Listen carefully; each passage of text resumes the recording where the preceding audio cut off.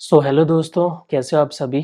तो आज हम डिस्कस करने वाले हैं एसएपी के बारे में कि एसएपी क्या होता है, ईआरपी क्या है एंड एसएपी के मॉड्यूल कौन कौन से हैं और बेस्ट एसएपी मॉड्यूल आपके लिए क्या है as per your educational background, या आपको अगर कोई प्रीवियस एक्सपीरियंस है तो, और क्या सैप सर्टिफिकेशन लेना आपके लिए मैंडेटरी है या नेसेसरी है। और लास्ट में दो और बोनस पॉइंट हम डिस्कस करेंगे। पहला ये होगा कि 2022 में आपको एसएपी सीखना चाहिए कि नहीं एंट्री लेने के लिए, या किसी भी रीजन की वजह से आपका बैकग्राउंड है रिलेवेंट। और दूसरी चीज हम डिस्कस करेंगे कि एसएपी के कंपटीटर्स कौन कौन से हैं। तो चलिए अब वीडियो स्टार्ट करते हैं। तो एसएपी जो कंपनी है ये 50 इयर्स पुरानी कंपनी है।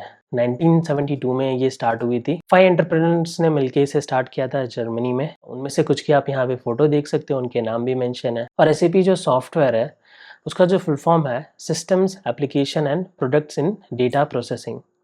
इसके बारे में डिटेल में हम डिस्कस करेंगे। तो देखो ईआरपी क्या होता है। तो ईआरपी एक एंटरप्राइज रिसोर्सेज प्लानिंग सॉफ्टवेयर होते हैं, जैसे कि एसएपी हो गया, माइक्रोसॉफ्ट का डायनेमिक्स हो गया, ओरेकल का भी है क्लाउड। तो ईआरपी होता क्या है, जो ऑर्गेनाइजेशन का डेटा होता है ना उसको इफेक्टिवली मैनेज करने के लिए ईआरपी टूल होता है।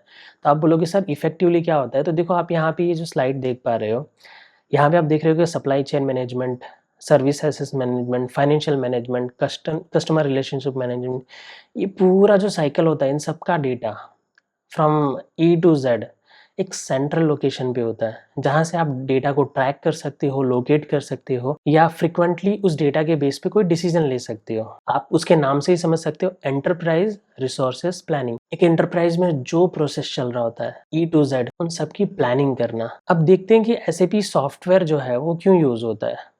जो ट्रेडिशनल बिजनेस मॉडल्स होते थे पहले, ओके, उसमें डिसेंट्रलाइज डेटा होता था। जैसे कि पहले आप देखते थे बहुत पहले एक्सेल ये चीजें यूज होती थी डेटा स्टोर करने के लिए या मैनेज करने के लिए। तो अब क्या होता था, अलग अलग बिजनेस फंक्शन के लिए अलग अलग उसके ऑपरेशनल डेटा स्टोर किए जाते थे सेपरेट डेटाबेस में। तो उससे क्या होता है, डिफिकल्टी होती है। एक प्रोडक्शन का हो गया, एक क्वालिटी का हो गया, एक सेल्स का हो गया, एक कस्टमर का हो गया, मतलब डिपार्टमेंट में अलग अलग जगह पे वो डेटा रहता था। तो उसकी वजह से क्या होता था कि डेटा डुप्लीकेशन भी बढ़ता था और आईटी का कॉस्ट भी बढ़ता था, स्टोरेज कॉस्ट। और जैसे कि हम जानते हैं कि अभी स्टोरेज एक बहुत बड़ी चीज हो गई है, स्टोरेज का कॉस्ट काफी बढ़ता जा रहा है, सारी चीजें ऑनलाइन हो रही है। तो एसएपी में क्या हुआ कि डेटा को सेंट्रलाइज किया गया और मैनेज किया गया। और एसएपी जो सॉफ्टवेयर है वो मल्टीपल बिजनेस फंक्शन प्रोवाइड करता है with a single view of, मतलब एक प्रॉपर एक पॉइंट पे वो सारी इंफॉर्मेशन आपको मिल जाती है। This help companies better manage complex business process by giving employees of different department. मतलब एक तरह से रियल टाइम एक्सेस मिल जाती है, इजी एक्सेस मिल जाती है। तो उससे क्या होता है, बिजनेस का जो प्रोसेस होता है वो एक्सलरेट करता है, फास्ट हो जाता है, और जो वर्क फ्लो होता है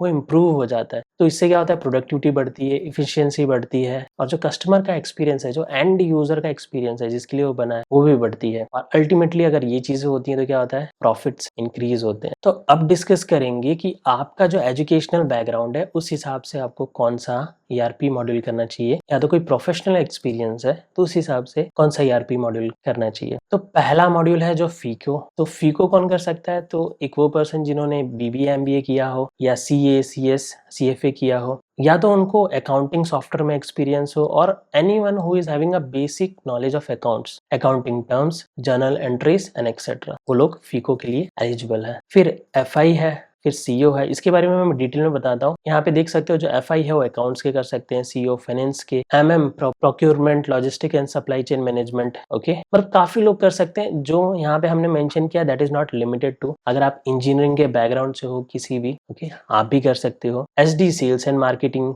अगर आपका बैकग्राउंड है, PP production and operation management, engineering degree in any discipline. तो जो ये पीपी है और एमएम है ये engineering degree in any discipline आप कर सकते हो अगर आप इंजीनियर हो, खास करके मैकेनिकल तो मोस्टली ये सुटेबल होता है एमएमपीपी। फिर ये भी होता है पीएम, ओके, मेंटेनेंस मैनेजमेंट और engineering degree of any discipline same. फिर जैसे कि क्यूएम है, पीएस है, एचसीएम है, बेसिक्स है, एबएप है, और यहाँ पे उनके एजुकेशनल डिग्री आप देख सकते हो मेंशन की हुई है कि क्या आपकी डिग्री है तो आपको कौन सा करना चाहिए। तो ये चीजें हो गई यहाँ पे। अब हम थोड़ा सा डिटेल में डिस्कस करते हैं कि इनके फुल फॉर्म क्या है और एक एक जो मॉड्यूल है वो है क्या, उसमें काम क्या होता है। तो देख सकते हो जो सैप फीको है वो कंसिस्ट करता है दो सेक्शंस को, FI SAP फाइनेंस भी उसके अंदर आ जाता है और कंट्रोलिंग CO SAP कंट्रोलिंग भी उसके अंदर आ जाता है, each of which is used for specific financial process. FI deals with overall financial reporting and accounting while SAP CO focuses narrowly on planning and monitoring cost.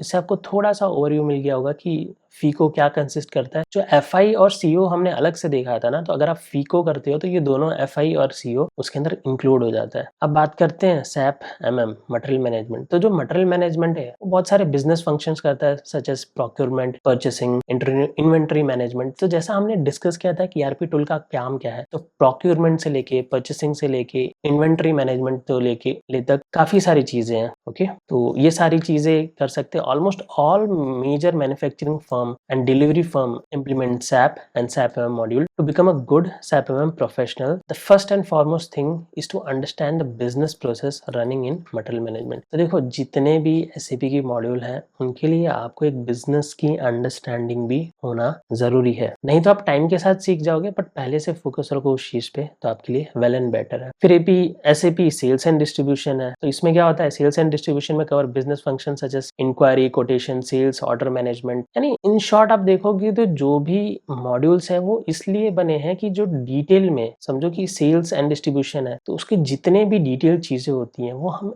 एक platform पे ला के रखें, उसका पूरा डेटा प्रॉपर सेंट्रल लोकेशन पे. Similarly production planning. मैं यहाँ पे थोड़ा सा मूव ऑन हो जाता हूँ फास्ट, नहीं तो वीडियो बोरिंग हो जाएगी लंबी. आप इसको पॉज करके पूरा डिटेल में पढ़ सकते हो, आपको डिटेल में पढ़ना हो तो. ठीक है, जितने भी मॉड्यूल है, मोस्टली जो मेजर मॉड्यूल है उनके बारे में इंफॉर्मेशन यहाँ पे मेंशन कर रखी है, एंड यहाँ से भी पढ़ सकते हो. मैं आपको इनके रिसोर्सेज से, जहाँ से हमने ये कलेक्ट की इन्फॉर्मेशन, उनकी भी लिंक आपको डिस्क्रिप्शन में मिल जाएगी, ताकि आप भी वहाँ पे भी जाके चेक कर सकते हो. ठीक है, अब आते हैं कि is it necessary to take SAP certification. तो देखो, मैंने बहुत सारे कोरा पे हर जगह पढ़े, तो कुछ आंसर ऐसे मिले, the standard answer is yes, और कुछ लोगों ने लिखा हाँ काफ़ी अच्छी चीज़ है, सर्टिफिकेशन करने से आपको अच्छा पैकेज मिल जाता है, एक प्रोफाइल बन जाता है, 100% बेनिफिशियल है. काफ़ी अलग अलग रिव्यू है, बट मैं एक ट्रेनर हूँ, मैं भी एक सॉफ्टवेयर की ट्रेनिंग देता हूँ, काफ़ी बच्चों से मैं कनेक्ट करता हूँ डेली. तो ओवरऑल मेरा एक्सपीरियंस क्या कहता है कि देखो, सर्टिफिकेट लेना हाँ बेनिफिशियल है. Don't be dependent upon the certificate. Certificate सिर्फ कंट्रीब्यूट करेगा कुछ %, क्योंकि इंटरव्यू में आपको आंसर करने पड़ेंगे जो आपको क्वेश्चंस पूछते हैं. सर्टिफिकेट का कंट्रीब्यूशन रहता है, लेकिन एक लेवल तक ही. आपका नॉलेज होना, अंडरस्टैंडिंग होना उस चीज की बहुत जरूरी है. Okay, and yes, certificate is for sure beneficial, but it is not something that is mandatory. Okay, देखो, जो SAP का मार्केट है, तो आप देखोगे यहाँ पे जो रिसेंटली एक सर्वे हुआ था 2022 का, तो उसमें ऐसा बताया गया है, again it can very guys. तो SAP का जो मार्केट शेयर है 11.8% का, माइक्रोसॉफ्ट का है 31.5%. बट व्हाट आई बिलीव, मुझे ऐसा लगता है पर्सनली कि SAP काफ़ी कंपनीज यूज़ करती हैं. ओके, मैं जिस कंपनी में काम करता था तो वो माइक्रोसॉफ्ट का यूज़ करती थी, माइक्रोसॉफ्ट डायनामिक्स. बट काफ़ी large firm, small firm SAP को चूज़ कर रही हैं, उसका मार्केट शेयर ग्रो हो रहा है.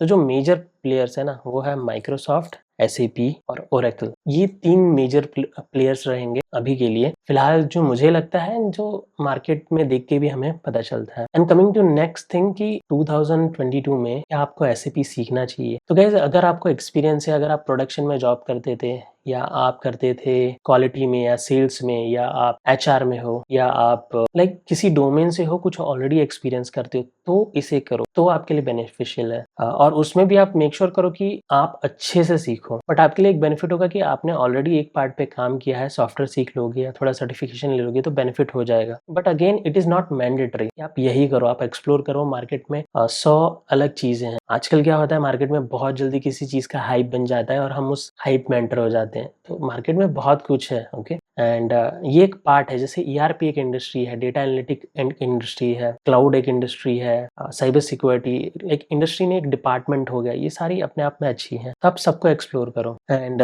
2022 में करना चाहिए कि नहीं, तो हाँ, मेरा मेनली उनको फोकस होगा कि जो ऑलरेडी इस इंडस्ट्री में टाइम स्पेंड कर चुके हैं। आपका जो रोल होगा, आप प्रोडक्शन में हो तो आई नो आपकी सैलरी ग्रोथ उतनी नहीं होगी, किसी ऐसे रोल पे हो जिसमें नहीं ग्रोथ हो रही है। हाँ, इस टूल को सीखने से थोड़ा आपको बेनिफिट मिल सकता है। आपका एग्जिस्टिंग एक्सपीरियंस आप यहाँ पे यूटिलाइज कर सकते हो। वन थिंग, अगर आप फ्रेशर हो तो मैं ऐसा मानता हूँ कि आपके लिए मार्केट ओपन है। आप सिर्फ सैप पे डिपेंडेंट मत रहो। अगर आप फ्रेशर हो, अभी रिसेंटली पास आउट ईयर हुआ, 1-2 ईयर ही हुआ है, ज्यादा टाइम नहीं हुआ, तो आप एक्सप्लोर करो। मार्केट में बहुत सारी चीजें हैं, ठीक है। मेरी और भी वीडियोस देख सकते हो चैनल पे। बट हाँ, जिनको ऑलरेडी एक्सपीरियंस है उनके लिए थम्स अप है, आप जाके इसको सीख सकते हो, अपने नॉलेज को अपडेट कर सकते हो आगे बढ़ने के लिए। बट जिन्हें नहीं है, मेरा उन्हें सजेशन ये है कि आप कुछ और सीख सकते हो।